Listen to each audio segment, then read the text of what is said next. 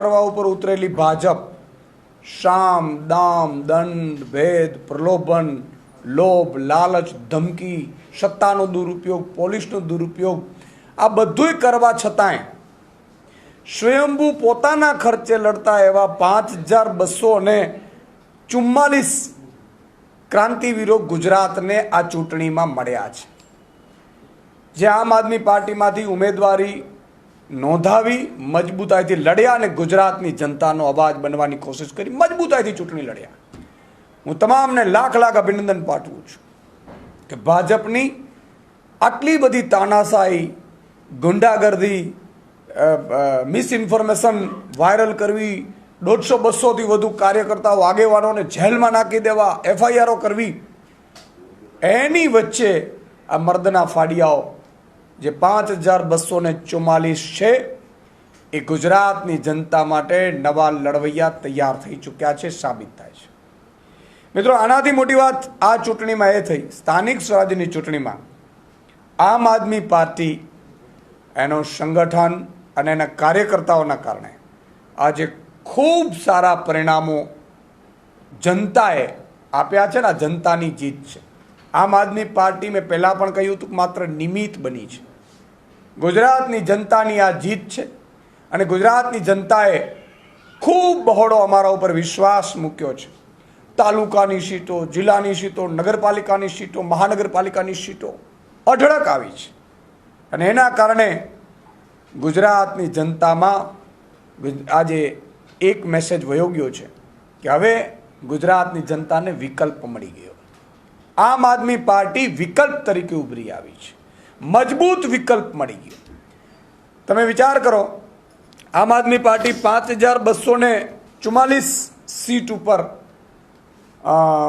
મેદાનમાં હતી અને એમાંથી અત્યાર સુધી અત્યાર સમય સુધી જે મને મારી પાસે ઇન્ફોર્મેશન આવી છે એમાં 2226ના રિઝલ્ટ ડિક્લેર થયા છે. એમાં બીજેપી 1559 છે, આમ આદમી પાર્ટી 366 સીટો ઉપર જીત મેળવી ચૂકી છે, કોંગ્રેસ 261. એટલે કે અમે જે લડ્યા એમાં સેકન્ડ નંબર ઉપર આમ આદમી પાર્ટીએ મજબૂતાઈથી પરફોર્મ કરી ચૂકી છે, જેમાં તાલુકા પંચાયતની લગભગ 300 જેટલી સીટો જીતી ચૂક્યા છીએ, જિલ્લા પંચાયતની 44 જેટલી સીટો જીતી ચૂક્યા છીએ, નગરપાલિકાની 18થી વધુ અને મહાનગરપાલિકાની લગભગ 6થી વધુ સીટો અત્યાર સુધી જે પરિણામ આવ્યા છે એમાં જીતી ચૂક્યા છે.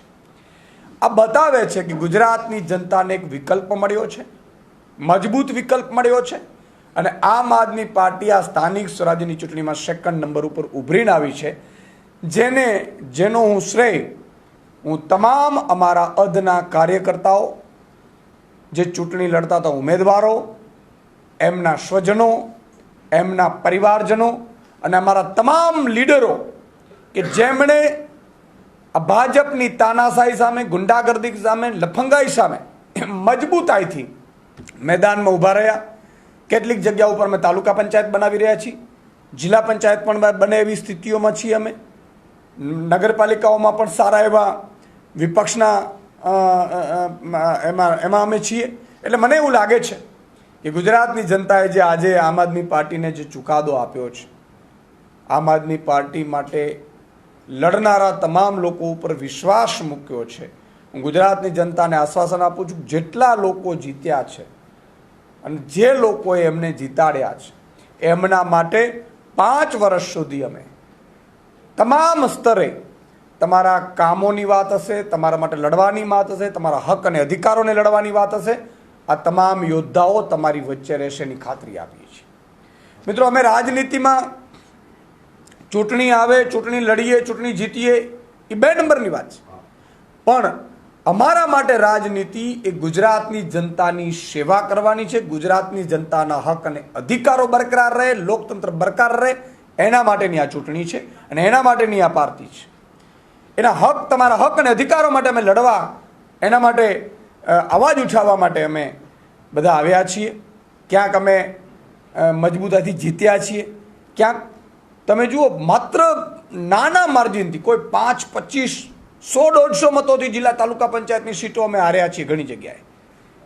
એ લોકોને પણ અમે કહેવા માંગીએ છીએ કે ભલે અમે ઓફિશિયલી કદાચ કેટલાક વોટના કારણે અમે હારી ગયા છું, પણ તમારા માટે 5 વર્ષ લડવા માટે અમે બંધાયેલા છીએ.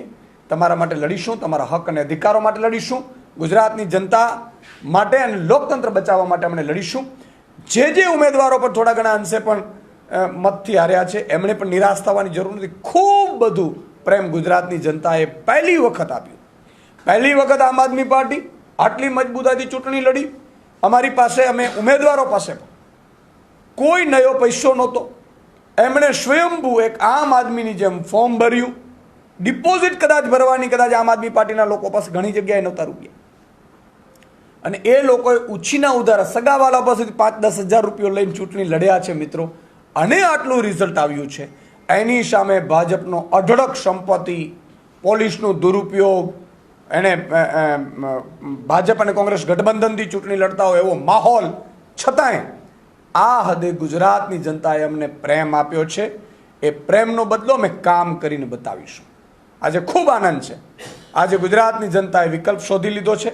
અમે પણ લડીએ છીએ. અમારામાં પણ એક નવો જુસ્સો આવ્યો છે કે આટલી લડાઈમાં જો આટલો પ્રેમ ગુજરાતની જનતા આપતી હોય તો અમે આના કરતાં 10 ગણી વધારે લડાઈથી આ મેદાનમાં ચૂંટણી પછી ઉતરીશું અને ગુજરાતની જનતા માટે હક અને અધિકાર માટે લડીશું.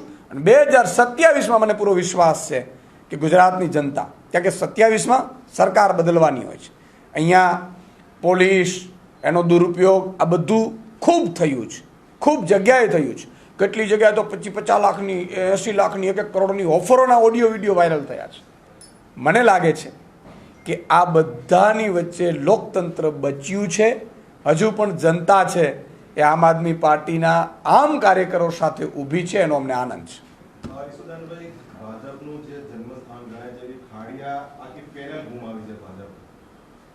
મને એવું લાગે છે કે ભાજપ અહંકારમાં આવી ગઈ છે.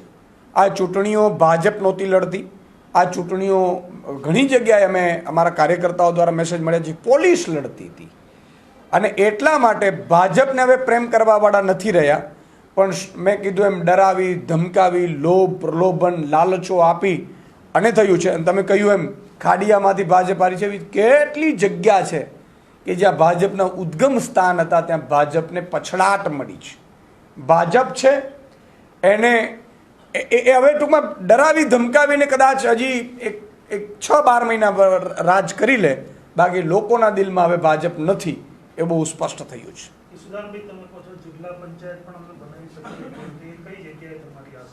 નર્મદામાં અમારી આશા છે. પછી અમે ઘણી જગ્યાએ, મેં કીધું એમ કે ઘણી જગ્યાએ અમે વિપક્ષમાં બેસીએ છીએ, ઘણી જગ્યાએ અમે તાલુકા પંચાયતો બનાવીએ છીએ, ઘણી જગ્યાએ અમે જિલ્લા પંચાયતમાં પણ અત્યારે દાવેદારી છે. ઘણી જગ્યાએ એવું પણ થયું છે કે અમે તાલુકા પંચાયતમાં જીત્યા છીએ બધી સીટો મોટાભાગની, પણ અમારો જે અનામત બેઠકો અમારે હારી જવાથી કદાચ પ્રમુખ બીજાનું બને એવું પણ અમારે એવી સ્થિતિ પણ છે. પણ ઓલ ઓવર આજે ગુજરાતની જનતાનો હું આભાર માનું છું આમ આદમી પાર્ટીના એક પ્રદેશ અધ્યક્ષ તરીકે કે તમે જે અમને પ્રેમ આપ્યો છે, ટૂંકા સમયમાં પ્રેમ આપ્યો છે, તમે અમારા ઉપર જે વિશ્વાસ મૂક્યો છે, અને આ જીત છે એ ગુજરાતની જનતાની જીત છે, આમ આદમી પાર્ટીના કર્મઠ કાર્યકર્તાની જીત છે. આ જીત હું એમને સમર્પિત કરું છું. સુરતમાં જે નુકસાન થયું છે આમ આદમી પાર્ટીને, ગયા વખતે ચૂંટણી પછી 27 બેઠકો હતી અને પાટીલ સાહેબે કીધું કે સોનાની થાળીમાં લોઢાનું મેઘ છે. આ વખતે બેઠકો ગુમાવી. બિલકુલ. સુરતમાં અત્યારે જે રીતે મેસેજ આવ્યા છે એ પ્રમાણે હજી 4 બેઠક અમે જીત્યા છીએ. સુરતનું પરિણામ ચોંકાવનારું ચોક્કસ છે, શોકિંગ છે.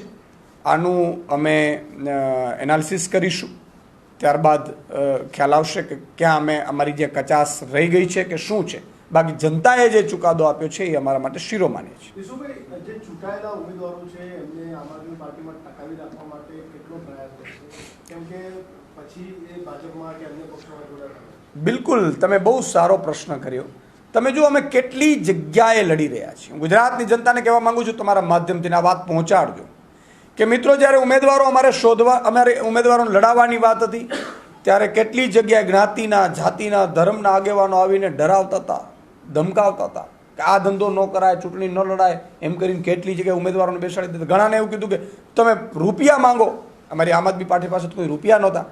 એના કારણે પણ કેટલાક ઉમેદવારો અમારી સાથે ન લડી શક્યા, કારણ કે આર્થિક રીતે બધા અમારી સાથે આવે બધા કેવા હોય, નબળા વર્ગના હોય.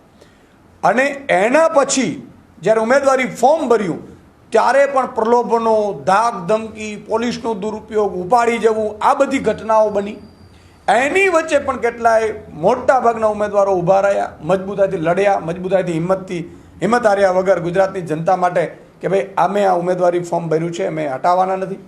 અને હવે જીત્યા છીએ ઘણા. એ જીતના ઉમેદવારો ઉપર પણ ભાજપ જ્યારે કોશિશ કરશે તો એ ભાજપ ગુજરાતની જનતાનું અપમાન કરશે, એ લોકતંત્રની હત્યા કરશે. આમાંય પણ એમણે ખૂબ કોશિશ કરી જ લીધી છે.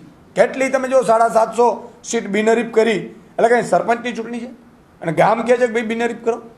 તમે તાલુકા જિલ્લામાં લડવા નથી માંગતા તો લડવામાં તમને ડર લાગે છે એટલા માટે બિનહરીફ કરાવડાવો છો. આ તો લોકોનો મત અધિકાર છીનવવાની શરૂઆત ભાજપે કરી છે. મેં પહેલાં પણ કહ્યું હતું કે ભાજપનું સંપૂર્ણ સત્તા આવી ગયું હજી પણ તો આગામી સમયમાં ચૂંટણીઓ કદાચ ગુજરાતમાં ન પણ યોજાય, બધી બિનહરીફ કરી દેવું પણ બની શકે. એટલે ઉમેદવારો, આ જે અમારા ઉમેદવારો છે એ ક્રાંતિવીરો છે. ગુજરાતની જનતા માટે લડવા માટે બધાય પરીક્ષાઓ પાસ કરીને જીતેલા ઉમેદવારો છે. મને પૂરો વિશ્વાસ છે ગુજરાતની જનતાની સેવા કરશે.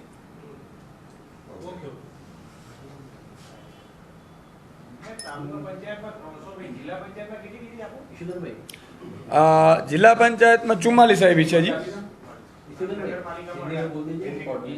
अच्छा हिंदी में ठीक है, आ रही हो, तुम डेटा मड़ी जैसे हमारा.